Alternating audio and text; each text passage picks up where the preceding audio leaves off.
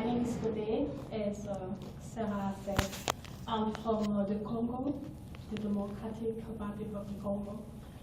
And I will start by talking about a story about my mom, and I will tie it to me and to the women in the Congo.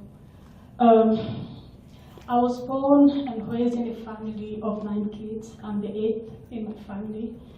My parents got married, my mom got married when she was really young, 16, 17. She was really young.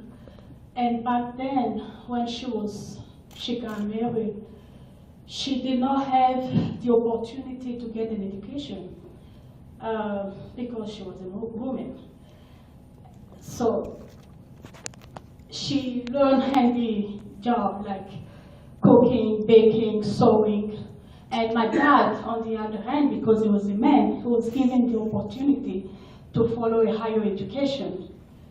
So growing up, as I say, I'm the 8th in my family, I watched how my sisters were getting married so young, and my brothers were encouraged to go to get a higher education.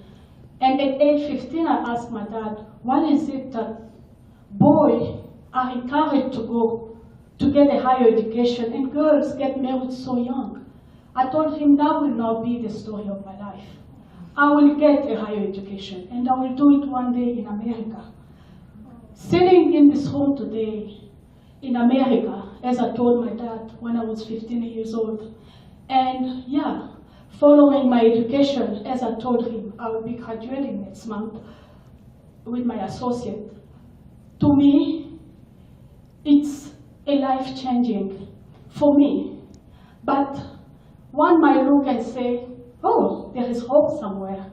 But is this story ends with me? But that's not, the answer is no. Why? Because what my mom lived in her era continue to this day.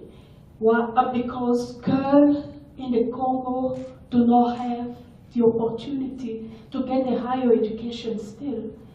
Education in the Congo is not free. You have to pay for it. Statistics show that Congolese women live, 82% of Congolese women live in poverty. That makes it difficult for kids to go to school, especially girls. Because when you don't have money, what most families do, they send their boys to school, not girls.